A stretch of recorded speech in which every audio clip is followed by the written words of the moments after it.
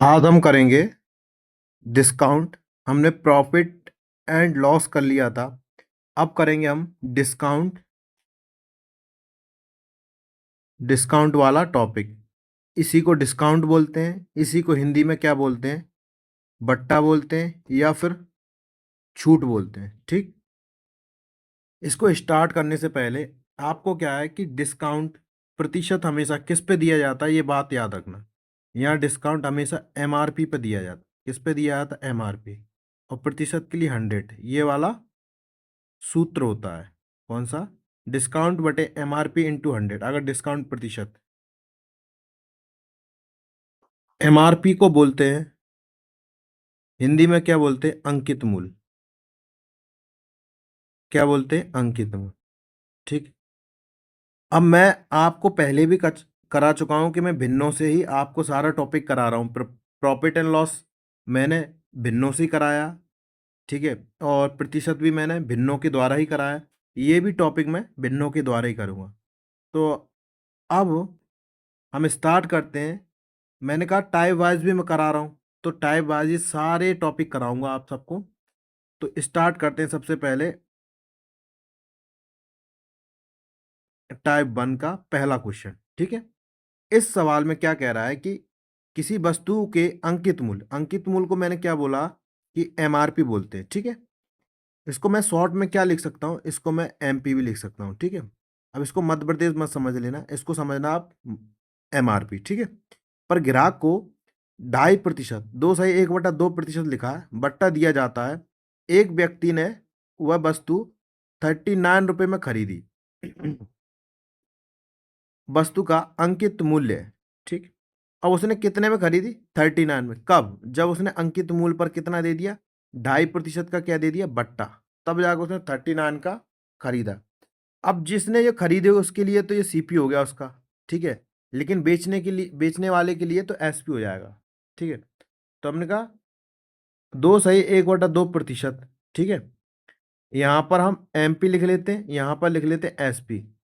ठीक है। ये इस बंदे जिसने मतलब अपनी दुकान से जो बेची होगी ना उसके लिए एसपी का काम करेगा, लेकिन जिसने खरीदे हुए सीपी का।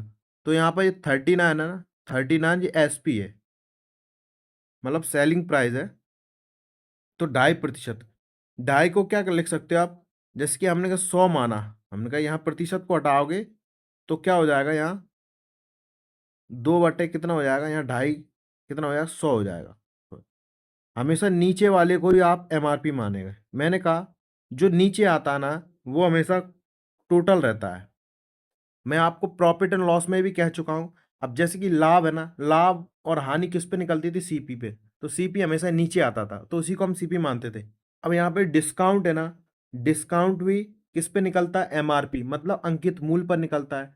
तो अंकित मूल्य को हम नीचे 100 मानेंगे। ठीक है। 100 मान के चल रहे हैं। ठीक है। अब 2.5%, 2.5%, अगर 100 में से 2.5% कम करोगे तो कितना होगा? करो भाई। हमने कहा 2.5, इसको आप काटोगे तो भी यही आएगा 2.5। करो। हमने कहा ये 5 आ गया, यहाँ पर 2, यहाँ पर 3 आ गया, 10 में से 3 गया, 7 बचा। ठीक है। यहाँ पर कितना आ गया? यहाँ पर 1 आ गया, कितना? 97.5 आ गया।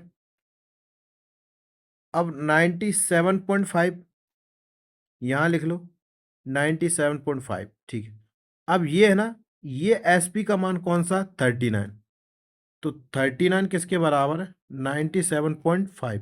क्या निकालना? अंकित मूल्य। अंकित मूल्य क्या है? 100। तो इंटू 100। ठीक है। दशमलव को ऊपर लगा दो। ठीक है। दशमलव हटा तो एक जीरो बढ़ गई। अब इसे काटोगे क्या? कट सकता है? किससे कटेगा? 5 से काट लो। चलो 5 से काट के देखते हैं।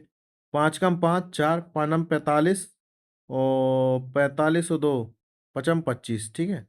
और 5 दूनी 10, जीरो, जीरो। ठीक है। 5 से फिर काट लो। 5 तिये 15, 4, 5 नम 45, और 5 चौके 20 और जीरो। ठीक है। 39 से 39 कट गया, कितना आया आपका? 40 उत्तर आया। ऑप्शन नंबर तीसरा। ठीक है। अब नेक्स्ट क्वेश्चन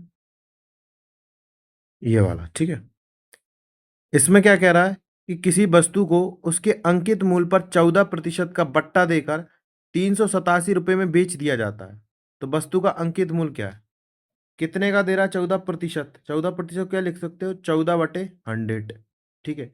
इसको हमेशा मैं बार बार कह रहा हूं कि नीचे वाले को एमपी, ये आ गया डिस्काउंट। अगर एमपी में से डिस्काउंट घट जाएगा तो विक्रय मूल्य। विक्रय मूल्य निकालना हमें, तो क्या करेंगे? हमने कहा जो अंकित मूल्य है ना, अंकित मूल्य में से क्या घटा दो? बट्टा घटा दो या छूट घटा दो।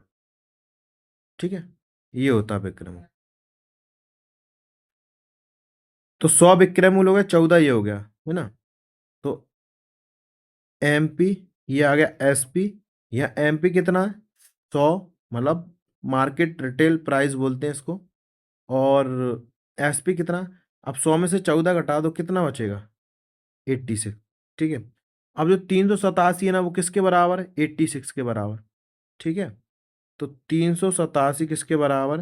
क्योंकि बेच दिया ना, तो बेच दिया, बेच एसपी होता है, तो 86 आ गया इनटू क्या चाहिए? अंकित मूल्य। अंकित के मूल्य के लिए 100 का गुणा कर दो, क्योंकि अंकित मूल्य ये था ना। काटो। क्या कट रहा है? क्या 2 से काट सकते हो? 7 आता है क्या कोई पढ़े में? 7 कहीं नहीं आया। 2 से काट लो, 3 से काट लो।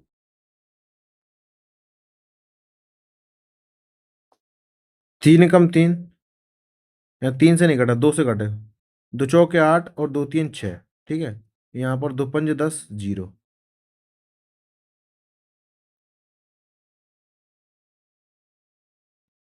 43 आ गया। अब जरूर आ सकता है। 9 से गुणा कर दोगे तो 9 बार चलाए, 9 30 27, 27 2 हासिल, 9 चौक 36, 2 38। ठीक है। 43 90 387 हो गया। गुणा करो, 9 पंजे 45, कितना आया? 450 रुपये। ठीक। Option number first. नेक्स्ट। इस सवाल में क्या कह रहा है? कमीज और पैंट के अंकित मूल्य 1:2 के अनुपात में है, तो दुकानदार कमीज पर 40% की छूट देता है और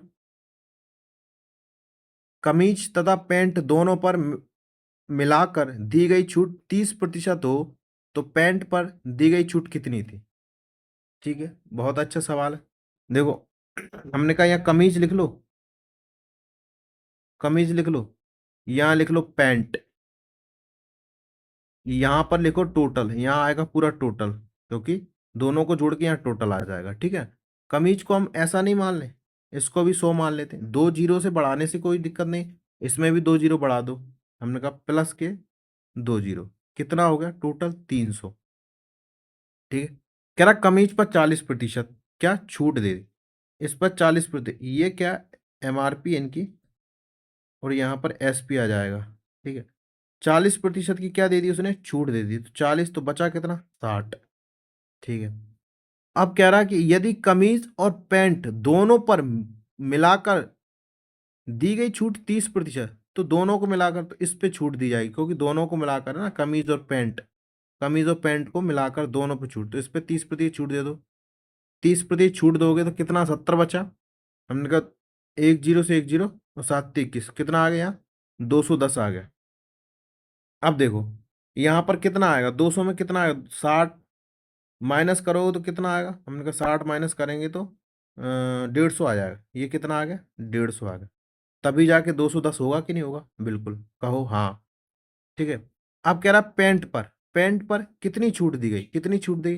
कितना लग रहा है? कितना कम हो गया? 50 कम हो गया। किस में से? 200 में से कम हो गया। तो देखो 50 कम होगा कितने से? 200 में से।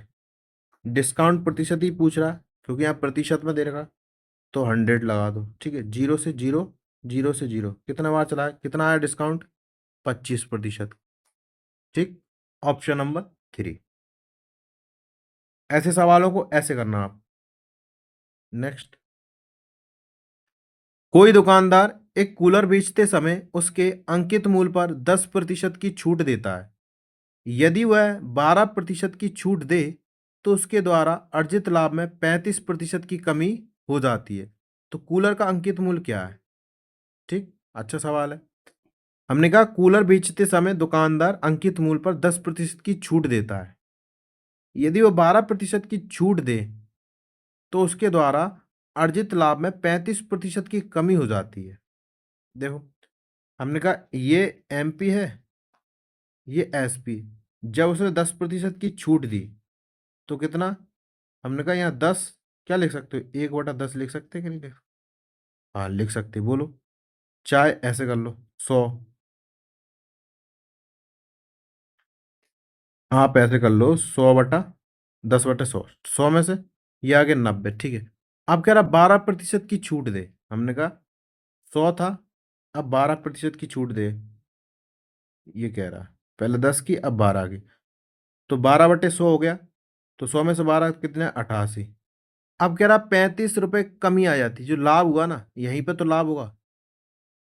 कितने की कमी आ रही है, 2 यूनिट की। 2 यूनिट किसके बराबर है, 35 के बराबर। तो कह रहा कूलर का अंकित मूल्य 100। तो देखो जरा, हमने कहा 35/2, क्योंकि 2 35 के बराबर है, क्योंकि पहले 90 हो रहा था, लेकिन वो फिर जब उसने 12% की छूट दे दी तो 88 में। देखो, जब वो 10% से छूट देने के बाद उसने बेची तो 90 की बेची, लेकिन जब उसने 12% की छूट दी ना तो वो 88 की बेची। अब 88 में वो कह रहा है कि 35 रुपए की कमी हो गई थी। पहले 90 रुपए, 90 रुपए उसका बेची थी तो उसको लाभ हो रहा था। फिर 88 में बेची थी, दो है ना, वो 35 रुपए की बराबर, क्योंकि कमी आई ना, लाभ में कमी आई है। कितना है, 35। तो 35 किसके बराबर, 2 के बराबर। तो अंकित मूल्य क्या है, 100। ये कितना आ गया, 50।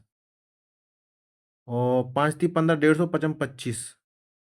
तो कितना हो गया, 1750। कितना हो गया, 1750 रुपए। Option number 4। ये आपका डिस्काउंट का टाइप फर्स्ट खत्म हो गया है। इसमें इसी तरह से सवाल पूछेगा आपसे, और आपको इसी तरह से सवाल करने हैं, ठीक है। अब मैं आपको नेक्स्ट वीडियो में अगला टाइप लाऊंगा डिस्काउंट का, ठीक है। आप सभी को राम राम।